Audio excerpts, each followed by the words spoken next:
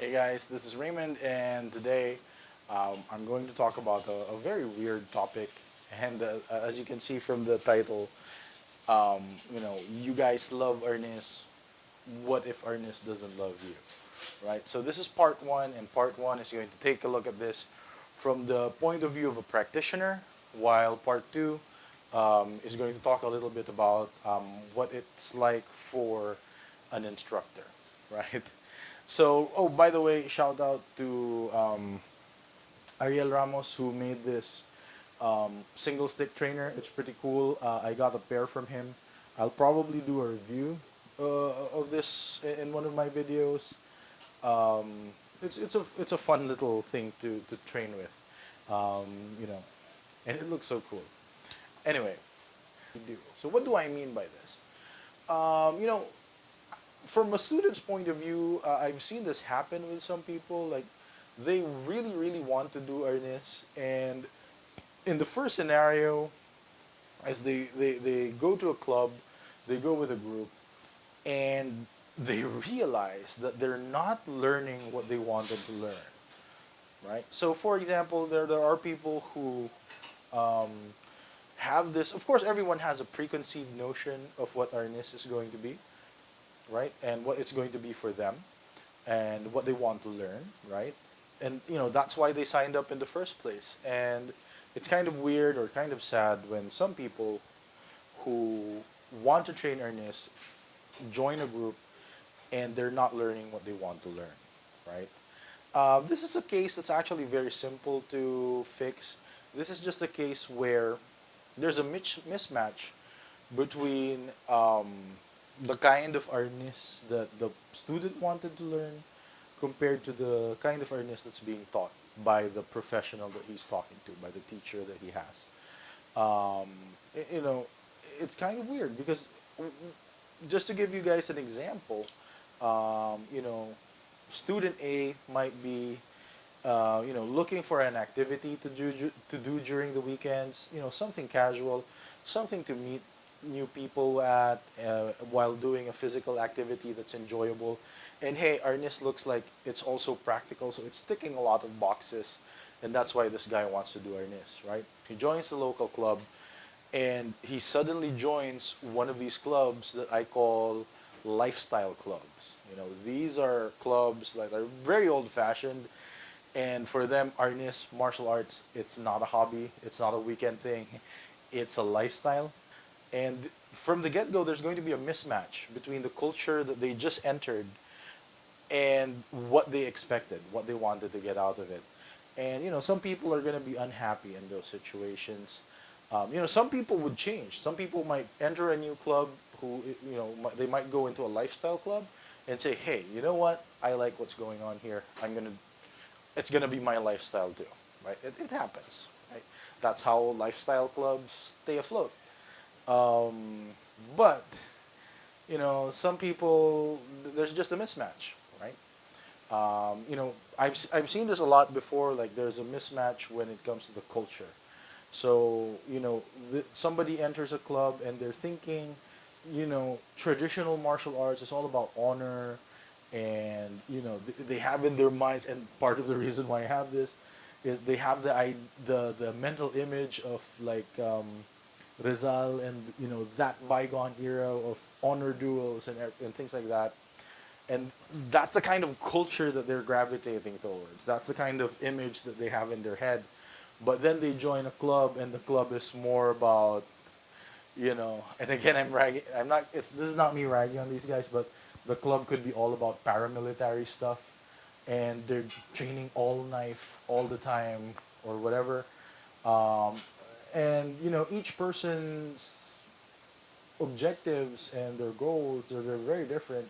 And when you have a mismatch like that, someone's gonna be unhappy. The teacher of the club's gonna be unhappy because in his mind, you know, the student is a kind of a weirdo who has who's like wrong-headed, who has like wrong notions about the world. While the student is there and he's probably thinking, "Oh no, this is a bunch of psychos that I've joined." Um, and then the opposite is also true, and this has happened to me too. Like, for some of you guys who have seen my videos on Not being hardcore. It's happened to me where I teach a casual club where people can just join and train, right, on the weekends, and I don't really have a high barrier to entry. Um, but I get people who are looking for a lifestyle club. They're looking for a guru or a guru to follow, and I'm not that guy. I'm not gonna tell you how to live your life. That's your parents' jobs when they were raising you, right? I'm just here to teach you martial arts. Maybe I'll share my ideas about life and whatever, but that's not my business. So there you go. So often there's just a mismatch between what the practitioner wants and what they're getting, and that's why for some people, you know, they love Arnis, but Arnis isn't giving them the love back. Right? Now, the second scenario that I've seen is a little bit harder um, because this is when a practitioner is there and they're training and training and they're training, um, and they have they have everything. They have the good match with the culture. They love the culture of the club. They like the instructor, but somehow they're not improving, right? Like some people would have that moment, where you have that moment of clarity where you have to be honest with yourself and say, "Hey, what am I learning here? Like, am I getting better?" And at that moment, you as a student, you have to decide. You have to take a look at why you're not improving, and one, it could just be that you're a slow learner. That you have to accept. I might love Arnis, but I'm not talented enough. I'm not talented in the sport that I like. It happens. I mean, basketball is the most popular sport in the Philippines. Talk about people who don't have the talent for a sport that they like. We're not a tall people here in the Philippines, right? But we love a game that is for tall people. Weird, right? And then you just have to accept that. Like you're not suited for earnest, but you like it. You keep doing it, right? Um, so that's the first one. If it's about you, right, that you're not learning fast enough. Now the hardest one is when you realize there is a mismatch between your teacher's teaching style and your own learning style, right? So what does that mean? Like some people learn very, very well in very strict environments, right? Very militaristic. I mean, that's what martial arts is, like military arts, right? So a lot of martial arts groups have a very strict code of conduct when you join them and when you train with them. And a lot of people flourish in that kind of environment. But there are people who don't. There are people who flourish more in a relaxed, more casual environment that's a little bit more nurturing, a little bit more caring, a little bit more touchy-feely. I mean, some people think that's not martial arts anymore, but I think there is space for that kind of behavior in martial arts. Um, you know, so that could be the problem. That could be that the teaching style of your teacher might not be a match for your learning style. Also, there are different types of teachers. There are teachers who are very good at teaching, um, and they are like professional teachers. And I've met a lot of these people in the education field. So people who coach in sports clubs, in universities and whatever. A lot of these people have like sports science backgrounds or sports management backgrounds, and they are able to change or adapt their teaching style, right? Because they know all about the teaching theories and whatnot that you get taught, right, when you go to these things. Now, there are some people who are very good at transmitting the way that they were taught by their original teacher, right? And some of you guys have probably heard it before. This guy would teach the techniques and everything one way, and he would just say, oh, "That's how I was taught, and this is how I'll teach it." Exactly, like no changes, right? And I mean, there might be some value in that, like preserving a specific teaching style. But then again, what do you do as a student if this preserved teaching style just doesn't match with you, right? Um, and it's a difficult situation. Like I know some people who try to adapt. Um, they just take a big swallow and just close their eyes and just keep going, right? I mean, and I get it. Like sometimes you don't have an Arnis club near you, and this is the only one, and you love Arnis so much that you're willing to go take all those lumps while training there. I mean, hey man, kudos to you if you're doing that, right? Yeah, but you have to be honest with yourself after a bit of reflection and say, hey, you know what? I really want to get better at Arnis. This is something that is important enough for me that that I might want to look at other instructors, right? And yeah, that's the kind of thing.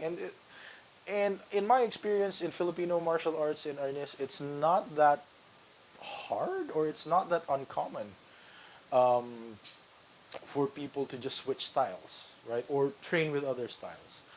It's fairly common, actually. I know a lot of people who used to train in our style because of one reason or another, they had to train with another club because like they had to move to a new location or whatever, and they're happy there as well, right? And sometimes they would move and they would actually flourish in that new environment. And you should be happy for those people because they're improving as martial artists. They weren't getting what they needed from you or from your club, so now they're going there. So you know try it out. Like sometimes if you go and you're not happy, you can always go back, like as a student. So there we are. I'm not gonna ramble on too long. What I'm saying is, at the end of the day, is you have to be honest with yourself. Sometimes you have to reflect. Like, am I getting what I want to get out as a student? You have to reflect. Like, am I getting what I want to get out of this club? Or am I putting in enough effort in the training to get the results that I wanted? Is the teacher the right teacher for me? You have all of these considerations to think about, right? So for some of you guys who are, I don't know, probably in the middle of your martial arts journey, and you feel like you love Arnis, but it just doesn't love you back, these are just some thoughts that you can think about, and you might be able to find a solution for it. Okay, so if you guys have any kind of experience with that, where it was just a mismatch between you and the club that you're training in, or maybe the opposite, maybe you found a club that was right exactly what you were looking for. Yeah, share that with me. I'd love to hear some stuff about that. Okay, so this is the end of part one. I'm going to talk about in part two. I'm going to talk about this whole situation from the teacher side. So even if you're a student, it's going to be fun to listen to that one because you might get an insight into how your teacher thinks. All right. So this is Raymond. Have a good day, guys, and talk to you soon.